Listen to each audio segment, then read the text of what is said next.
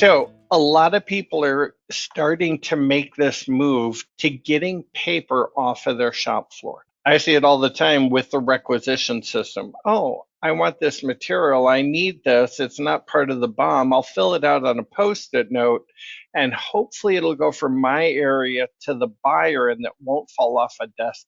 With a Post-it note, at least it's sticky. If it's just written on a scrap piece of paper, it's probably going to fall behind a desk. Getting paper off of the plant floor is a big thing for people, and it's a very easy thing to do. This is not super tricky, but it does require that you start looking at, hey, how do we minimize these and how do we go to using devices, or where can we find it in the system to find the information so we don't need physical papers running around the plant floor. So the famous areas that are using paper in the plant is the production people at the work centers. I need to have my job. It's my security blanket. If I don't have a job traveler, it doesn't work great. Inventory control is another one. I need to have my sales order pick list. Even though I don't have the inventory, I need that piece of paper to tell me to go pick it. Quality control. I want to have a hard copy of my DMR. I want to be able to write my notes on it. Go ahead and put those directly into it. When you're doing inspection processing, put your notes directly into the system. I don't think you can get a smart device anymore that doesn't have a microphone interface for transcription to put your comments in. The shipping department's another one. I want my sales order pick list. I want my scheduled shipments report. That scheduled shipments report is out of date the minute you print it because customer service has put more orders on or changed delivery dates and quantities on orders. So moving that to a dashboard, that's just good business anyway. So you're not sending things out incorrectly. Same thing with the receiving department. Now they're not as heavy paper, but I do see a lot of people. I send a copy of my PO over to the receiving department so they know when it comes in, they can write on the PO what came in and send it back. They don't need the paperwork over there. The base document management in the system is sufficient for doing this. If you got the money and really like ECM, you can also do it with docStar. docStar just puts the document into a database that is searchable, indexable, and easy to retrieve. The base document management just puts it in the Windows file share. Going paperless on the plant floor can be done on handhelds, generally a little more expensive, but yes, can I buy the CK71 from Honeywell, or can I just use a tablet or an old iPhone 6? You can buy an old iPhone 6 on eBay for $50 and do document management and papers right there. I don't need to have a very expensive tablet to do this, where I allow people to read and capture documents as they're doing their work. Epicor 2022.2 and forward all have a browser-based interface that works fully functional with the areas that are all using paper right now. You'll also find it's available for accounting and other departments, and I'll hit that a little bit later. But we print the job traveler, and then the job traveler goes out to a bin for the work center, and the work center people pull them out of the bin, and this is the one you're working on, this is the one you're working on, and that traveler gets dirty, smudged, torn, and reprinted because we damaged it. Blueprints and drawings are printed and attached to the job traveler. I know this is bad sales. I'm going to get in trouble. Glad my doors are closed here. We have a job packet printer that prints all of your associated documents with your job traveler all in one. While we have it, you shouldn't be using it. All of the blueprints, all the drawings, all the inspection plans, supporting documents, weldment diagrams, assembly instructions, these should be attachments to your engineering so that when they're on the job, they have access to all of these documents and they have access to the latest and greatest version, not necessarily what was printed 3 months ago when we released the job to the floor. Now, inspection plans, you got two ways of doing these. Do I buy the enhanced quality module and then build inspection plans using the old configurator logic? Or do I just type up an Excel spreadsheet with what I want measured, what information I want captured at that operation, and just attach that document to the job? Doesn't mean I have to buy the module. You can do this without doing that. Same thing. Do I print up priority dispatch reports and job schedules for my supervisors? My team leads, here's the jobs you're supposed to be working on today. This can be viewed right on the work queue. I also recommend people just put a TV in the department with here's your job schedules for the day. As they work on them, it falls off of the TV. Inventory control is another one that's all paper. I need a job pick list, and I write down on that what parts I pulled. I write down where I pulled it from. I put my initials on it. I write down what lot or what serial numbers I pulled. The sales order pick list the exact same way, and the transfer order pick list. All three of these, it's like a security blanket for these people to run around.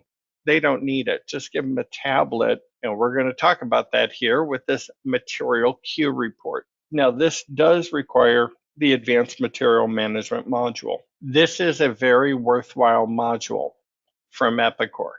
The material queue, as I release jobs, orders, and transfer orders for picking, the fulfillment workbench releases these to a material queue. That material queue is what the inventory clerks on the floor can monitor. As that inventory needs to be moved, it automatically shows up on their queue for them to move it from point A to point B in this much of the product. Whether that's picking job material, picking inventory to fill a sales order, or moving from a job to shipping, all of those end up showing up on the material queue. There is a material queue report, but I don't recommend printing it because they should be using their handheld or their tablet device, so they're getting up-to-date information the minute it goes out there.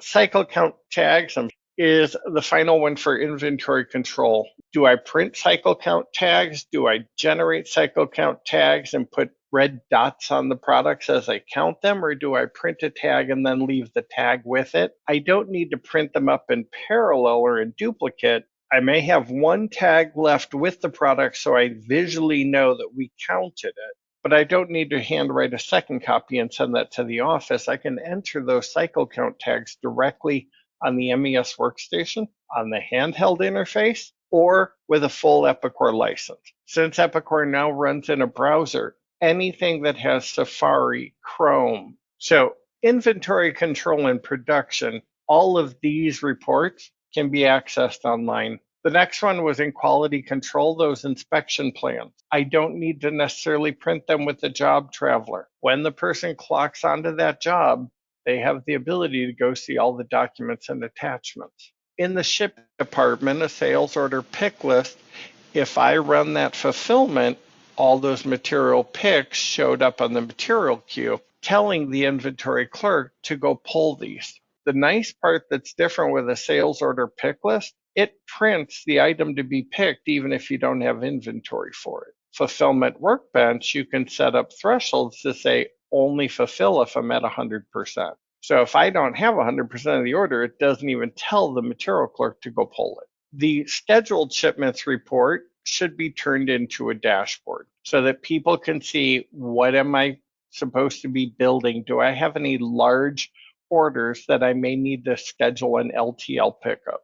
Or I need to get a bay prepped where I can do the staging for this order. Those scheduled shipments can still be selected in Fulfillment Workbench, and you can start pulling the order and staging it and release them through the queue through Fulfillment with the AMM module. Transfer orders running the same way as the sales order. If I don't have the inventory, why print the pick list that's going to tell me to go pull it when I'm just going to throw that in a garbage can because I don't have enough inventory to pull it. And then the next day I'm going to print it again and throw it away. The fulfillment workbench is only going to release the ones that are ready to be fulfilled at 100%. And that receiving process of having buyers print their POs and hand it to the receiving clerk so they know what's coming in and when. The receivers should just enter the items when they come in. And going paperless also means inbound documents. So when the receiving department turns around and gets a packing slip from a vendor, they should be photographing that item or turning it in with a scan to PDF and putting that right into the system rather than handing that paperwork to somebody else to pair up with AP invoicing. So in production, instead of using the job traveler, using the work queue in the system. Work queue is a button at the top of the screen. In the old Classic, it was on the bottom left-hand side in the button grid. The work queue pulls up for the operator and shows them all the jobs that are scheduled in their resource group.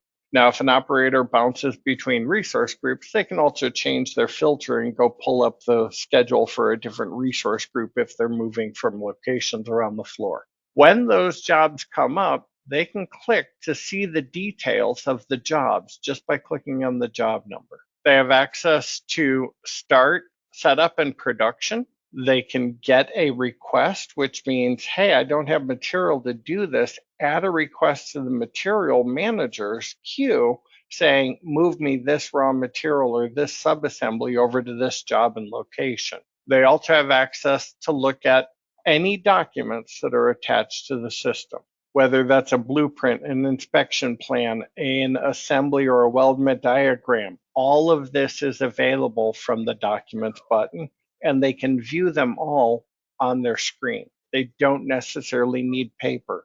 If engineers go in and update a weldment diagram before they even get to it, when they go to click on it, they're seeing the latest and greatest in the new version. They can also get to any operational. Go ahead. What populates the material queue? The person missed that. Fulfillment workbench. So when I run the fulfillment workbench, that's where I'm going to see all of my demand for sales orders, for jobs, for supply relationship. So if I have a supermarket and I have bins on the line, if I set up a replenishment, it's going to show me all to my wave replenishments are going to go into that material queue. If the operator clicks the get request, that's going to go straight to the queue. When they clock out of their job, if anybody's seen that request move button, that sends the ticket over to the material handler to come pick up the parts and move them. So whether it's in receipt entry, ending activity on a job, reporting quantity from a job, clocking in and needing materials, those go directly to the material queue. I'll go ahead and talk about those here in a minute, but all that information is available from the work queue for the person to get to.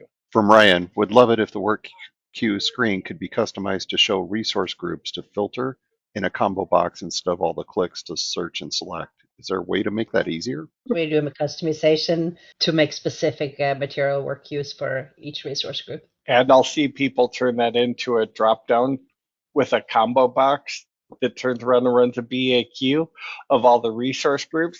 And then they can turn around and change them rather than hunt by department, then find a group, then click on a resource. The filtering the work queue is a number one. I think it takes 3 clicks pretty much to get anywhere. Unless you know your resource group code, then you can just type it in and hit search and go to your resource. But all of the work queue, yes, can be customized. I was just about to say, you can also personalize, because, our people don't need to know the start hour of the job. They just work on one job a day. Okay, then take the column off the grid. Simplify it to what your users truly need. When you're on that work queue, I can see the current work. I can see future work. I can see available work, meaning I have inventory and I can do it. On the active tab, it shows me the jobs I'm clocked into so that I can quickly report inventories. I don't have to end activity and wait for the screen to come up and then fill out all the fields. I can do it right in the grid view. And this goes a little bit quicker for people. So this work queue is a great thing. If you're not using it, definitely take a look. But it also removes all the paperwork that you needed on the job to be able to do the work. They have access to all the information in real time. The other thing, my priority dispatch report. This, everybody hates reading because it's so hard to read. This is a whole lot easier. I know the start date, the start hour, the job number, assembly, operation, exactly what I'm doing. The priority dispatch was sorted by department and then resource group. Well, Jinky Scooby, that's the exact same thing as the work queue. I'll also see people, I'm not a fan of it. Go to the work queue, right click, dump it to Excel, and then print the Excel. I'm like, really? Just use the work queue. The dashboard is perpetually updated. If scheduling changes a job, it's automatically rolled out to the people. They don't have to go, oh, did my jobs change? They automatically know.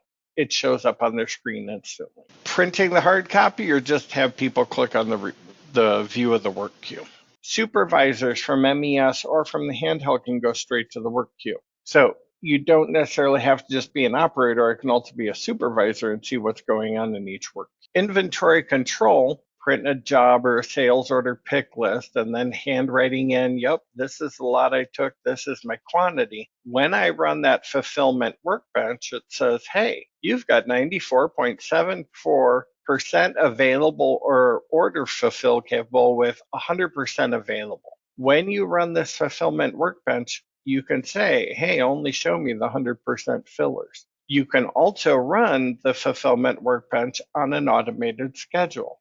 So you can say, if there's 100% of an order ready to be picked, automatically release it to the material queue. If I got 100% of a job, automatically release it and put it on the material queue.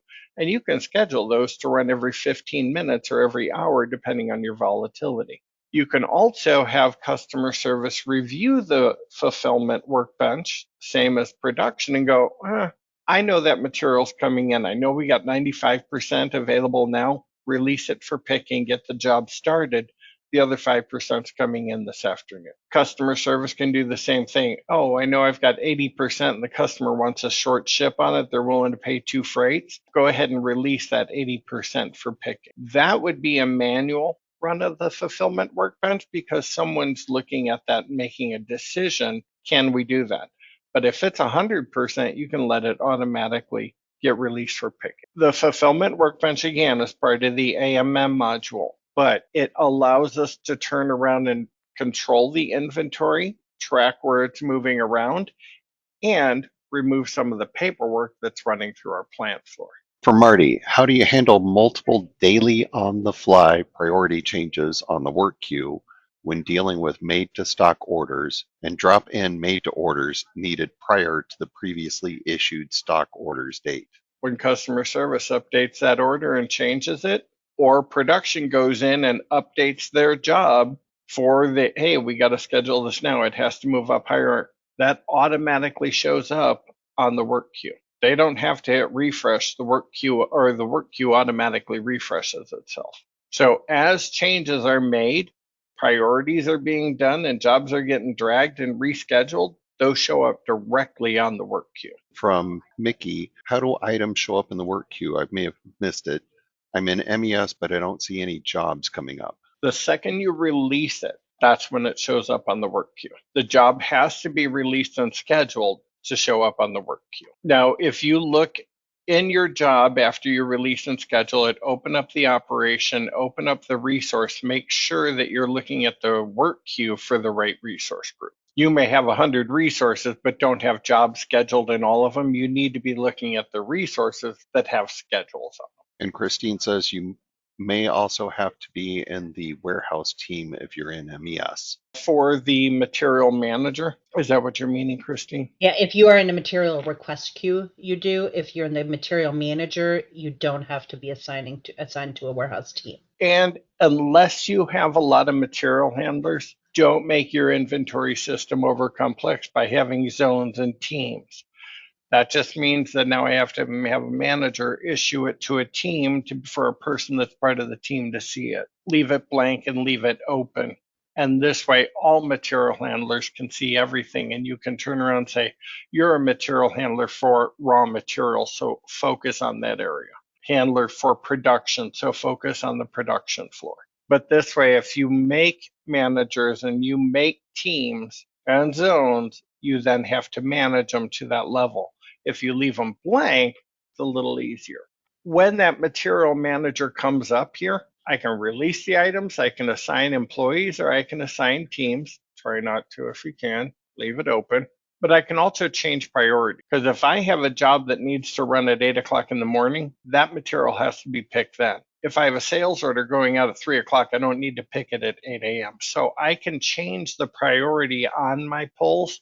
So when it shows up on the material handler's queue, it also shows them by priority. They can also turn around and limit on the material queues, whether it's the manager or the person, and say, only show me the stock to custom or stock to ship transactions. Show me anything that's going to manufacturing so that I'm only pulling for jobs. I can limit my transaction type as well, or my warehouse. The other fun part is, as jobs are, I have sales or inventory for a job that's shipping in October today. Am I going to release that for picking? I may want to hold on that when I run the fulfillment workbench, but I could turn around and let it run wide open. But then when the material manager looks at it, I may want to say only look at transactions to this date, so that future stuff I don't necessarily have to worry about. I need to handle what has to happen today or today and tomorrow. And John has a question. If the priority on the 3 p.m. part is higher than the priority on the 8 a.m. part, will it default to putting the 3 p.m. part higher in the grid since it's due earlier? If that person clicks on the priority column and says sort it, yes. Otherwise, by default, it goes by sequence ID, but I recommend that they turn around and sort by date that's needed and then by priority. So anything that I need today, I want to see the urgent ones. And priority is a user-defined concept here. You get to pick, I think, 1 through 9 are the priority numbers, but you need to determine, is 1 a high priority or is 9 the high priority? And then assign your picks based on that structure. It doesn't say like number 9 is immediate high priority. There's no description. It's just a priority number. Can users change plants at MES? I don't think there was in Classic. Yeah, but in Classic, you could just click on the company status bar and then change the one you were in, as long as the status bar was visible. Not in MES, if I remember right. In MES, you couldn't do that. At least I had problems. We had problems with that in the version that we were on. You ended up going back to the class, to the full MES, full Epicor, switch your company there, wait a while, then you can log back into MES and it will switch your company. Yep, you can either do a customization if you're Classic, or like Christine said, I think you have to go out and back in, go to the full Epicor, change your plant, and then come back. And Brian Kennedy had a question. Can you do a compound sort date and then priority? Kind of. What you would do is you would turn the filter on the grid, put in a date value, and then click sort priority. So you would end up filtering one and then sorting the other. Once you go to the filter, you have a lot more control over each of the columns, but otherwise you only get one column to set for the sorting. So the material queue manager comes after the fulfillment workbench has moved items over to the queue, or people have requested materials, or we've done a, hey, go put this away, and we check that request move box. That's what shows up here on the material queue for the people to process. And Tammy just gave us the answer in Classic. Woohoo, go Tammy. In that gray area to the right of all the buttons, right click, and then on the context menu, you'll see change company, which lets you change the company in your site. Like, this is amazing. I'm like, this is the whole reason for the user group, is users helping users. So for the handheld or the ERP material request queue, the handheld also has a request queue on it. When those are available for picking, they show up here. On the material request queue, I can say, hey, move these over and assign them to me. Then they show up on my selections. If I don't turn around and assign them, they just show up in the unselect. And I have no clue where it just went, but okay. When I select a material queue, I would hit the process button. That's going to show me pull 10 pieces from warehouse A, bin 1, and move it to warehouse B, bin 2. And if I hit OK, it automatically moves it for me. I don't even have to do anything other than click the process or save button. I can also print tags. So if I need to relabel the product because it moved on the plant floor, I can do that as well. So if we are printing labels, those are fully supported throughout the material request queues. I can also assign it to other people if need be. Hey, this isn't my area. Go push this on Bob's. He's still here working over lunch. And I can also turn around and filter for the specific type of transactions. I hate this select and print button. Yes, you can do that. This prints the material request report. The drawback that I find with this report, and Christine, hopefully you can confirm, if you don't print the barcode, you don't get the sequence ID on it. So it's very hard to process by ID and because you can't scan the sequence number. We don't print anything. Everything that we do is paperless on that piece here. I knew you were my favorite. When setting up a resource group in resource, the auto move checkbox on that screen determines whether request move is checked by default in MES when ending activity.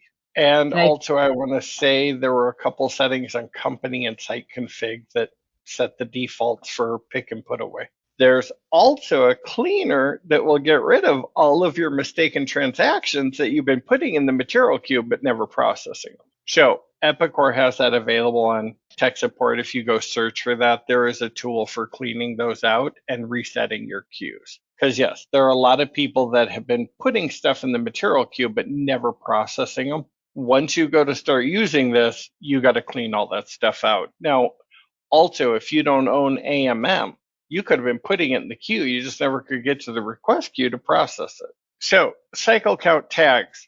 I can turn around and do tag entry. I can scan the tag, update my information on it. If I use the handheld, it's going to look like this. I'm going to put in my quantity and I'll go ahead and hit save. So whether I'm using the handheld version or the MES version, I can still do this. Any mobile device that you have, iPhone, barcode reader, handheld device, rather pricey Motorola, Honeywell item. So getting the barcodes off of forms and read into the system, pretty much every mobile computing device can do this. So after your inventory clerks are done moving inventory around on the floor, they can also help out with your perpetual cycle counting, either daily or full physical. It's going to go through the interface here, and they can use that on either. And I think my picture moved. So quality inspection plans, when they end labor activity, if you have the enhanced quality module, you can get to the inspection data and fill out your results of what did you measure? What was the ID? What was the OD? If you are not using this, the enhanced quality module, you have the little paper clip to get to the attached documents, which might be your Excel or Word inspection plan to fill out. So either way, you can still get to those. In the shipping department, I would print my sales order pick list, then send somebody out. I'm going to recommend you create a shipment dashboard so that you know what's going out the door, what's the daily shipments that have gone out of the place. What's the total daily dollars shipped? Just giving them information of what has to go out the door, what needs to be picked and filled, and hey, how many orders did we do today? Putting that type of information in here, and the dashboard can be used to also track what you picked, what you packed, what you shipped, so you know, oh, I picked 100 orders, but I only packed 5. You got a little more work to do. But a dashboard like this makes shipping a whole lot easier, and they no longer need paperwork. Now, the transfer order and the sales order pick list, that's going to be handled through your fulfillment workbench. So printing these shouldn't be needed anymore. From Tim, how can we automatically attach QC documents to jobs? Can we take it further and attach certain QC documents to specific parts or operations? So in job entry, you can attach a document to the job, to assembly 0, to any of the operations and any of the materials. So if it's an inspection plan, I would attach it to the operation they're inspecting. If it's linked to the job, it may be a blueprint for the part that may go on assembly 0. Job instructions or special constraints of, hey, we're putting this job in bay 1 and building it there. That type of document would be attached to the job. So I would attach it in the tree in engineering based on where it applies. Anything attached to the part goes to the job. Anything to the rev goes to assembly 0. Anything to the operations or materials get attached there. If you attach it to a sub-assembly and its operations, those all copy in now. If anybody's running version before 10, the attachments did not copy from engineering to job. But since version 10.1, this totally functions fine. And then from Ryan, is there any way to call inspection data on a PO receipt? We have enhanced QA. Yes, we'll try and take a look at that when I get to the PO receiving. Kind of hold on that one. So when they're doing count tag entry, whether it's in MES or in the handheld, They would scan or enter their tag number. That's going to pull up a dialog to ask them, how many did you count? Where are they located? What's your initials? And then it's going to record the date and time that they did the count.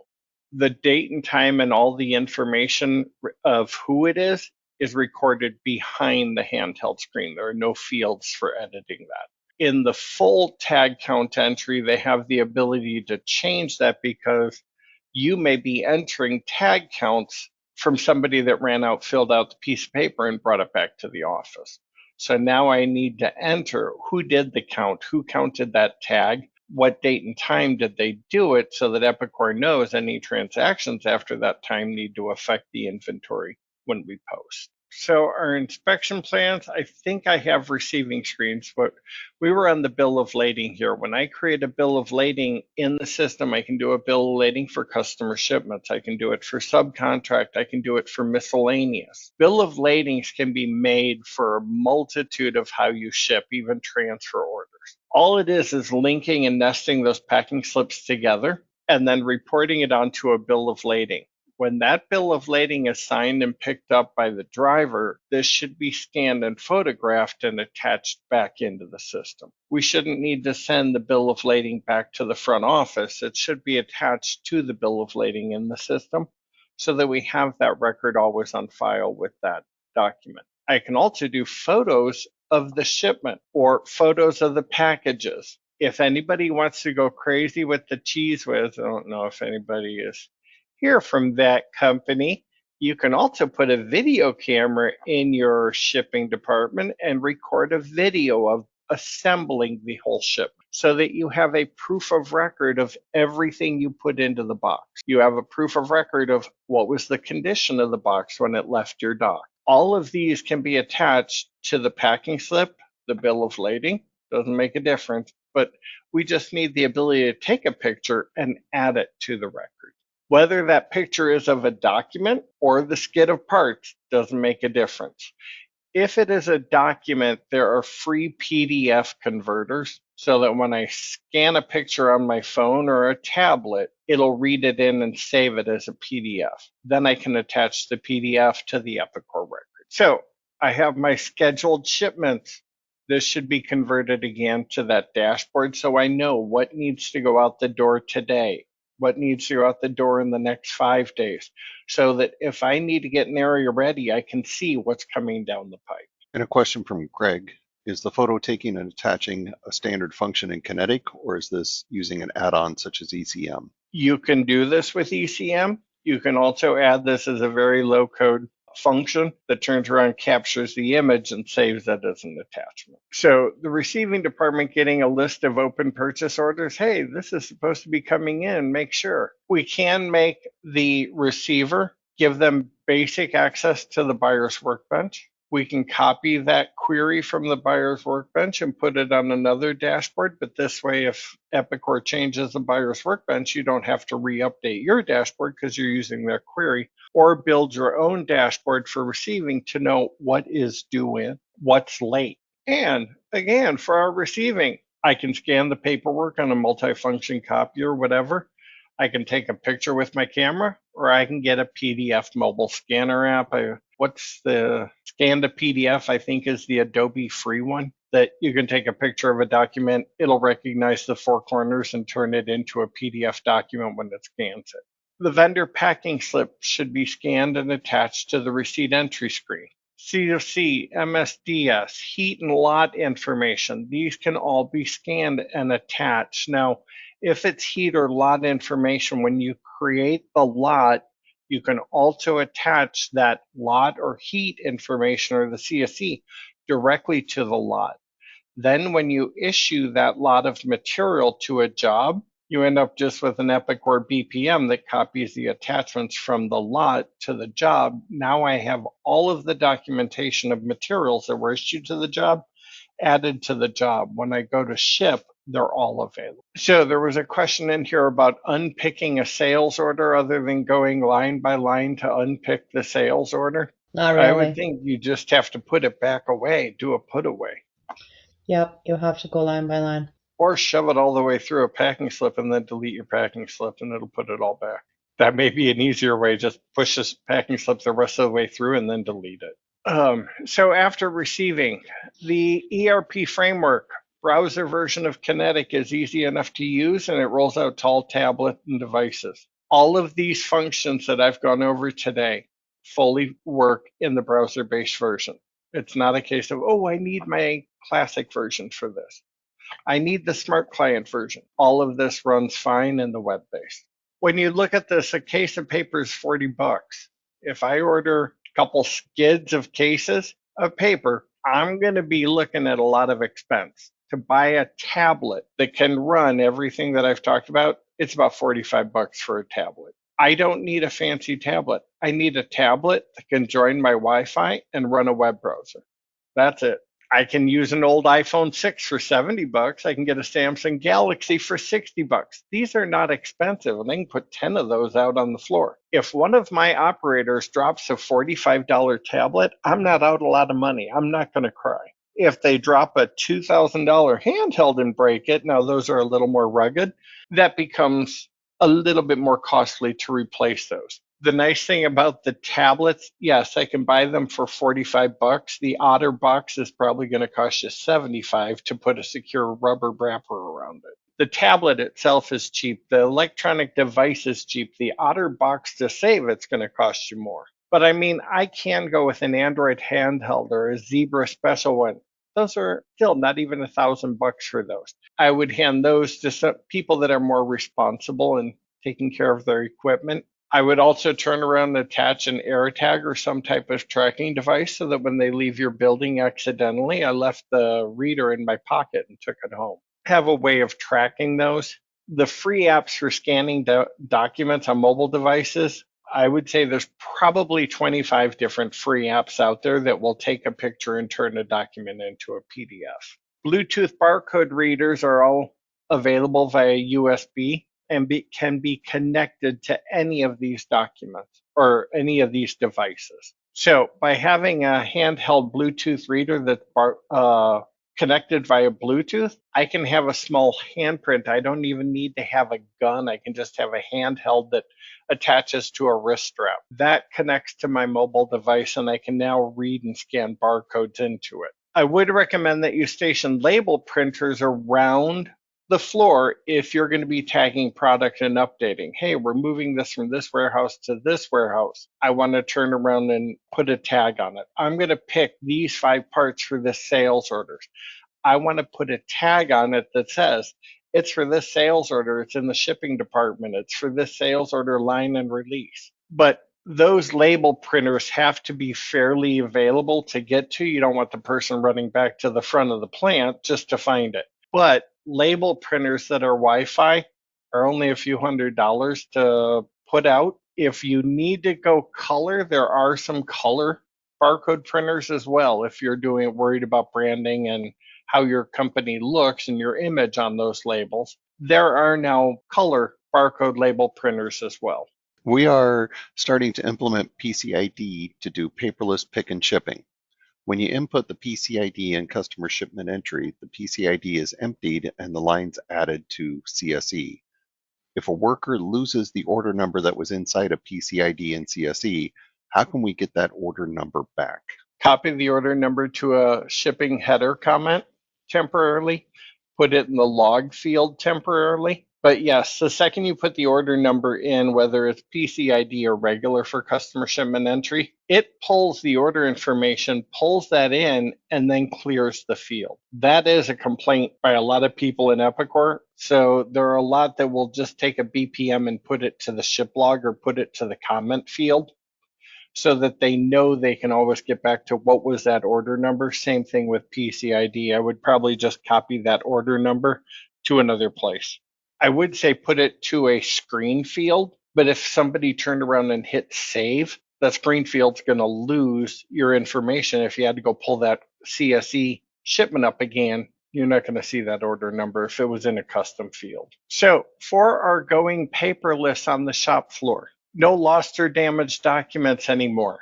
I don't have job travelers that have smudges or got torn trying to come back in it. I have access to the documents from anywhere. Now, during COVID, a lot of people took advantage of this because, hey, my AP clerk can now see my receiving document while they're working from home.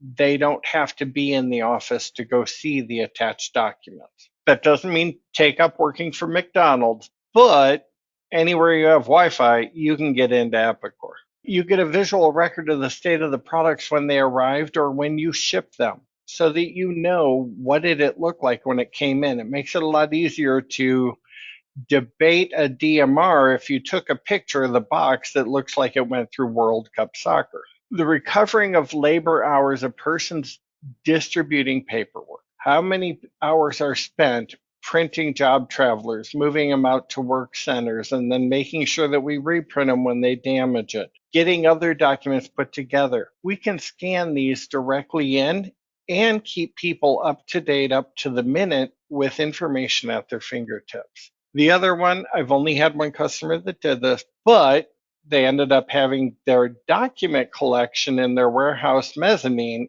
catch fire. And old papers light and ignite very quickly. Plus, back to my save a tree and hug the trees in the forest, save a better world for the next generation.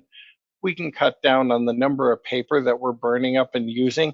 None of it is really needed. All the information can be stored.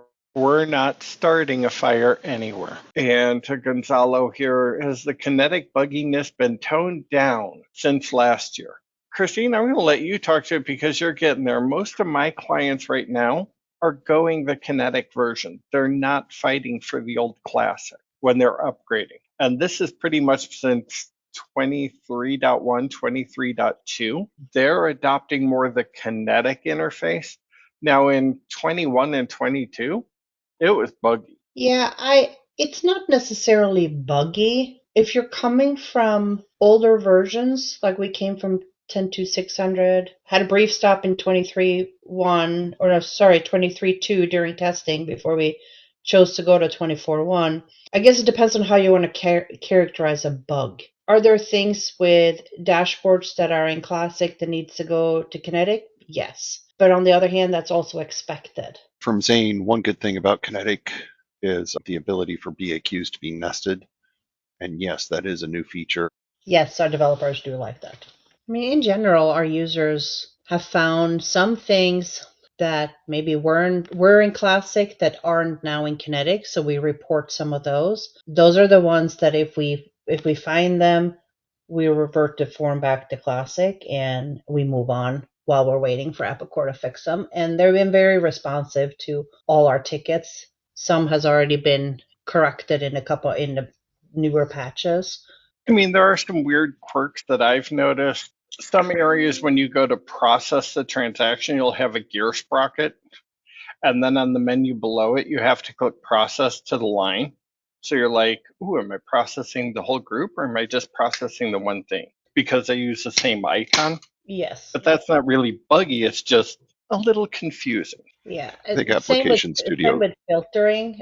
Filtering can be tricky until you know how it works. We've learned that in a grid dashboard type format, it's better to use the little funnel icon and search that way than it is to use like a search field.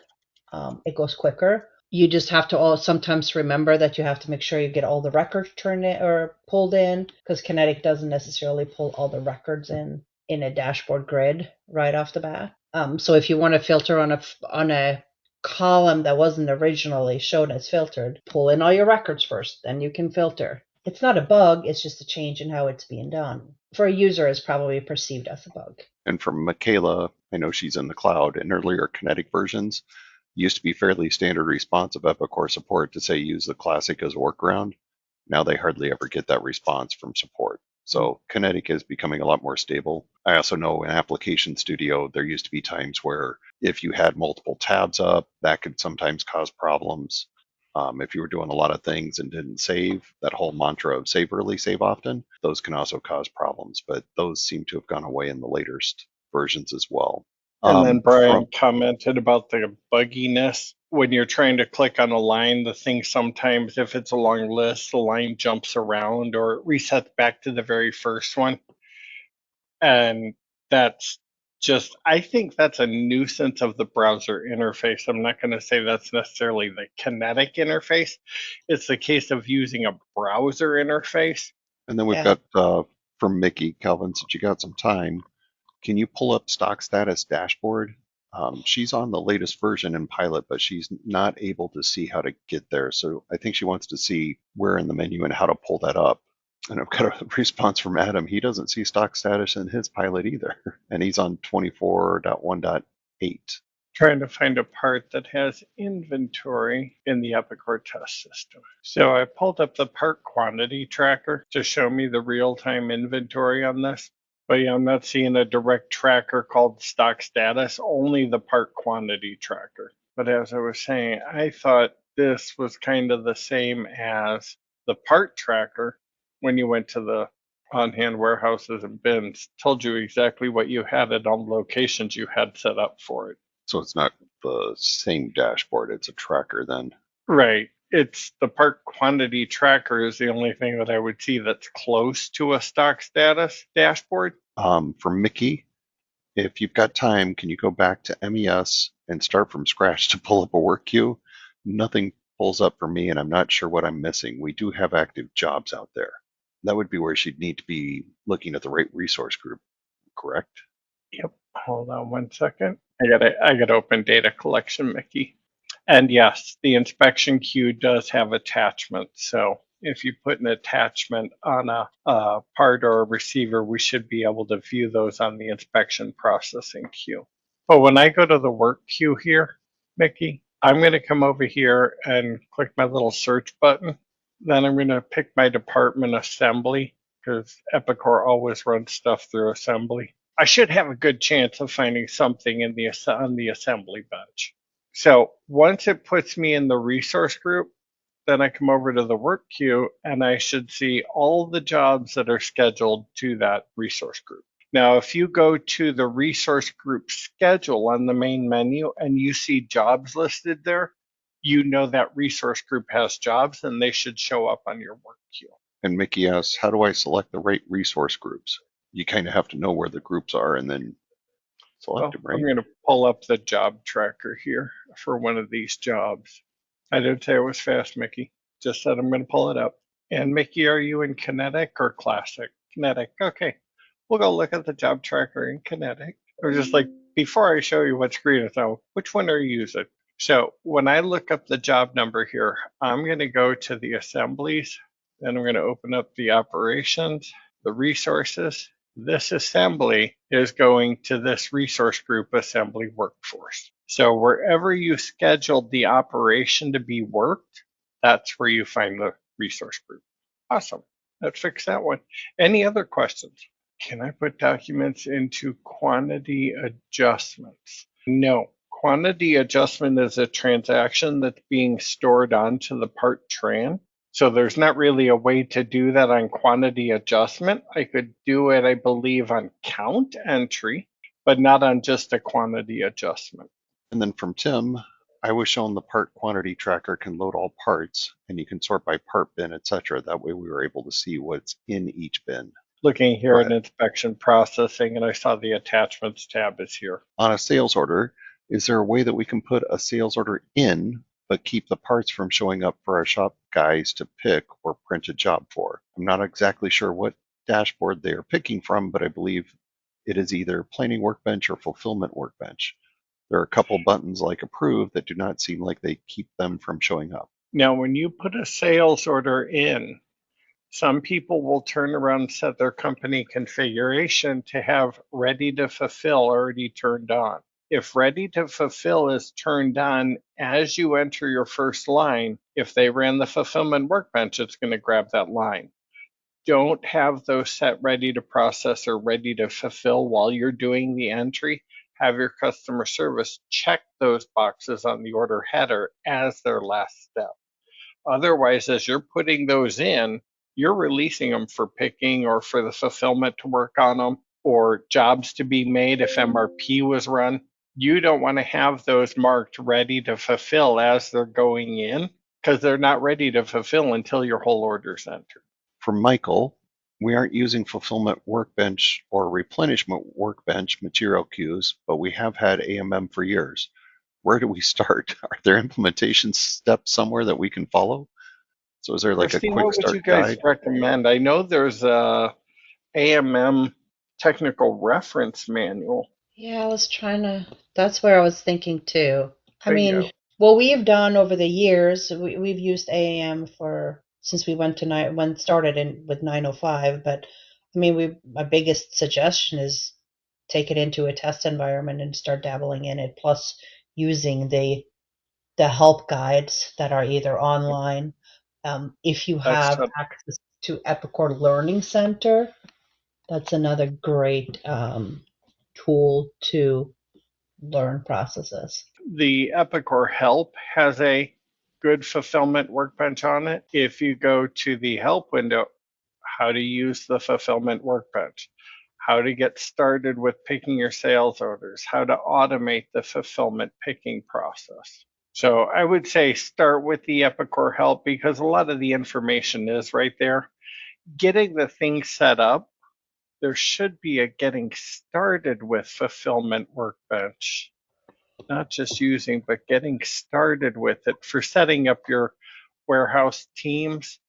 But again, if you don't create teams and zones in your warehouses, I would think it's just on the, was that employee under job management, there was a checkbox for warehouse manager, inventory handler, material handler. As long as those two checkboxes are turned on the employee record, they should be able to see the queue. If you want to do the automated fulfillment under site configuration, but you have to be in the Kinetic version to see where to select those process rules for sales order, transfer order, and job. And those have to be set up before you can use it. So if you're trying to do it in Classic, you're not going to see it. We also have some input from Kristen. You also need to add the employee to the user account in order to see material queue. So on user account security, you have to go to the production tab and pick the user. Pick the employee, I think. Yeah, you add the employee to the user record but that's only if they're have a full license. If you just have an employee that don't have a full license in Epicor, you could just put it in as an employee record. And then they would use either the handheld if you had the license or the MES. Correct. How can we as a company share our help or directions on how to use the programs? Epicor Help is great for deciding how we are using the program, but I'm looking for a way to share process info for program process, how to enter sales order, jobs, credits. Sometimes there's more than one way to enter data, and I want my users to do it all the same way. Are the help annotations still around? Not in Kinetic, but are Yeah, you sharing it within your own company or sharing it to other companies?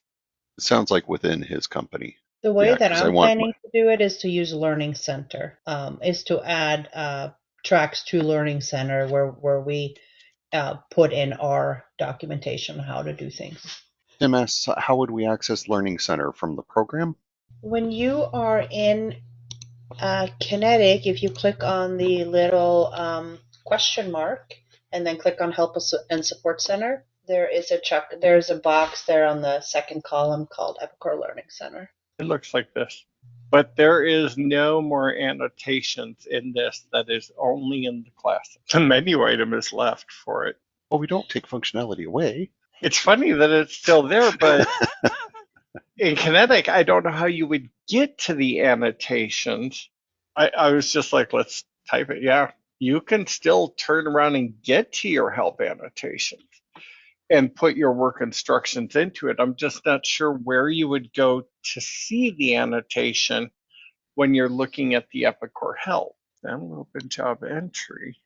I don't think they're in there anymore. No. Because it's all web-based help, so it's not local. It's stored up in Well, the cloud. you can still go to the local if you're an on-prem install. It's just not by default. But I wouldn't bet on that's going to stick around for that long, though, knowing that Exactly. Classic's going to get sunsetted. I wouldn't want to put my bucks in there. Yeah. It would not be a hard thing to customize. With Application Studio, you can put a link to it, and then when they click, if you have a SharePoint site where you store the document. But the same way in help annotations, you had to make an annotation that linked to like job entry. Well, you could put that as a custom field on the job header. If they click on it, it goes to your SharePoint document.